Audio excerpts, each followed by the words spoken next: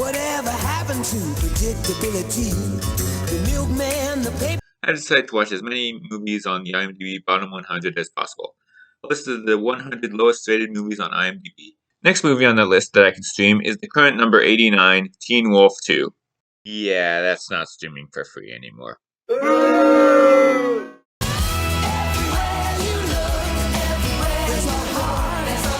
Yeah, so last one I saw on this list was the Flintstones and Viva Rock Vegas, and that dropped below Teen Wolf 2.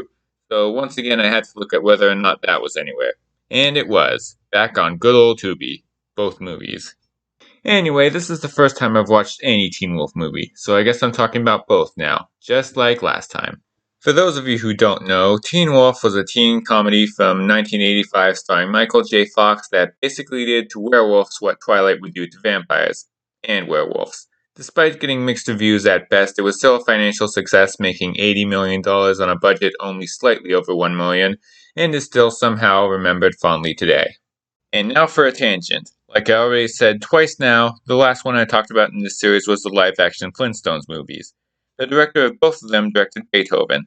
The director of the first Teen Wolf movie would go on to direct Beethoven too. Gotta be sure to check out the director of whatever movie I get to next. Anyway, I said Viva Rock Vegas was by far the best one on this list so far. Well, not only is it better than Teen Wolf 2, it's better than Teen Wolf 1. Yeah, I know it has its fans, but I don't see it. It's cheesy 80s garbage. I know that a lot of people like it because of how cheesy it is, it's just that it's not funny, intentionally or unintentionally. If you love it, good for you. I don't. Plot synopsis. Michael J. Fox is going through changes. Turns out he's a late bloomer and he belongs to a family of werewolves. An interesting puberty parallel which could have made for a good coming-of-age story even if it's in the middle of an ultra-cheesy movie, trying to hide the embarrassment of transforming or something. Until everyone finds out about it, then the movie becomes worse. In most werewolf stories, when the wolf takes over, it attacks people. Here, when he changes, he just gets really good at basketball. And the people don't really seem to be too affected by learning that werewolves exist, and in addition to now being the basketball team's star player, he becomes the most popular kid in school. And it goes to his head. And by the end, he must learn to be himself without becoming the wolf. A safe, predictable, be-yourself story that feels like the slightly edgier version of a Disney Channel movie from the 80s. It's full of embarrassing needle drops and stock 80s characters. It is not aged well, and not just because it has a scene involving casual homophobia. Listen, Styles, I gotta talk to you about something because it's making me nuts. Wait a minute, are you gonna tell me you're a I mean, if you're gonna tell me you're a I don't think I can handle it. I'm not a I'm a werewolf. You know, that scene can still unintentionally pass as an allegory for coming out. To anyone who thinks that I'm too sensitive, yes, I do understand that some scenes don't always hold up to today's standards. This is not a main complaint here. It's just worth mentioning how things change. I mean, there are many reasons why this movie is dated that have nothing to do with this kind of thing. And the other guy in the scene is a main character, the wolf's best friend. I think his name was Styles. Yeah, he's kind of annoying. He's basically the party dude who gets killed first in every slasher movie. Teen Wolf is definitely dated and cheesy, but I guess the fact that it's still remembered after all this time has got to be worth something. It's a taste of the 80s that, despite its flaws, has still clicked with a lot of people over the years.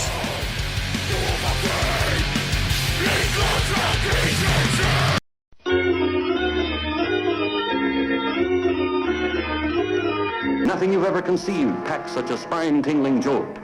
This high school boy, a teenage werewolf, a constant threat of claw-ripping attack to everyone, to the brave and the beautiful.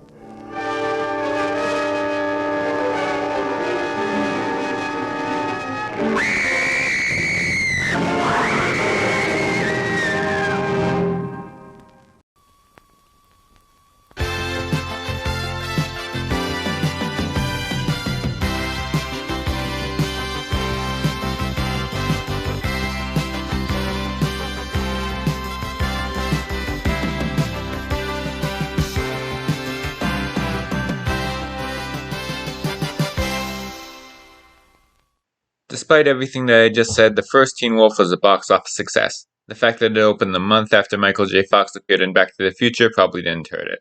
And it debuted in second place behind that movie. Pretty good time to be Michael J. Fox. Then in 1987, they made a sequel. The first movie in this IMDb series from the 20th century. Viva Rock Vegas just missed that honor by 1 year. And like Viva Rock Vegas, they couldn't get the whole cast to come back. Only 2 actors from the first one reprised their roles here. Michael J. Fox was not one of them. Replacing him was a young Jason Bateman, in his first film role. At this point he was known for his work on TV, including the show Hogan's Heroes. He plays Fox's cousin, who's going into an esteemed college. He got in on a boxing scholarship despite having no athletic experience or skill or even interest in sports, because of his werewolf heritage, which, as we've seen before, means he must be good at sports. But unfortunately, the werewolf gene has skipped over him, until he finds out that it didn't, and suddenly he's a werewolf now. In most werewolf stories, when the wolf takes over, it attacks people. Here, when he changes, he just gets really good at boxing. And the people don't really seem to be too affected by learning that werewolves exist, and now everyone loves him. And it goes to his head. And in the end, he must learn to... Wait, something about this seems familiar. Okay, the first half of this seemed different enough from the original, but then as it goes on, you start to realize it's pretty much the same thing, minus the puberty/coming-of-age stuff that improved the first one for some time. And at least the concept of a basketball-playing werewolf was new, stupid, but something we haven't seen before. Now it's basically the same concept except with boxing, and it's not new anymore. And a few things are done worse. Take the first time he changes in the ring.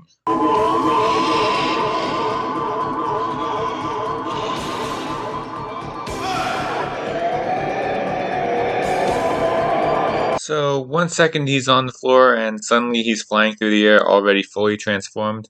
What exactly were they implying happened off screen?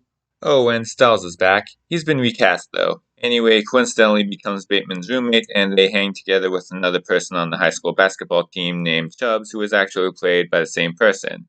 And I'll give the movie this. Styles is less annoying this time around, although that might just be because he has no real personality to be annoyed by anymore. Yeah, you'd think that now that he's in college, he'd be even worse as a frat boy type, but not this college. In the first movie, they had wild high school parties, and ironically, for some reason, now that everybody's in college, the partying, the sex, the drinking, all pretty much toned down.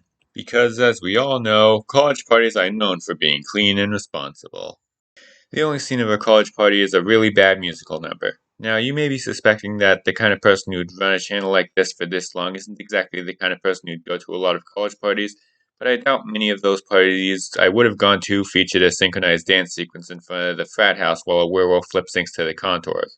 And its placement right after the first fight that he transformed in when only 5 minutes earlier everyone thought he was a freak is odd, especially since this is the only musical number in the entire movie. Anyway, for the record, no, I'm not saying in order to work, these movies need to have people drinking or having sex or doing drugs. Under any other circumstances, this would be just a minor observation. But it becomes more worthy of talking about when the party scenes that they do have look like this. And the rest of the movie is pretty much the same as the original, except slightly cheesier. And it's not a funny comedy either. The funniest scene in this movie was funny for all the wrong reasons. It's a scene in a biology classroom during a frog dissection where a girl hits Todd, that's his character's name. Since we're calling Styles and Chubbs by their names, we should probably do the same with all the other characters. Anyway, she hits Todd with a dead frog and it eventually turns into a full-on frog fight. I laugh because it seems like something from a parody of bad 80s college movies. Hey, what if we had a food fight, but instead of food we had them throwing dead fucking frogs? Okay, let's talk some more about background. Critics pretty much unanimously hated it. The only specific critic reviews mentioned in the Wikipedia page, not counting critical aggregate sites, was Siskel and Ebert giving it 2 thumbs down and saying that they had picked, along with Date with an Angel, the 2 worst films possible to be released on the same day. What is Date with an Angel, you might be asking? Well, the only specific critic review on the Wikipedia page for that was Siskel and Ebert giving it 2 thumbs down and saying that they had picked, along with Teen Wolf 2, the 2 worst films possible to be released on the same day. And while Teen Wolf 2 still probably made a profit, it was still considerably less than the first one.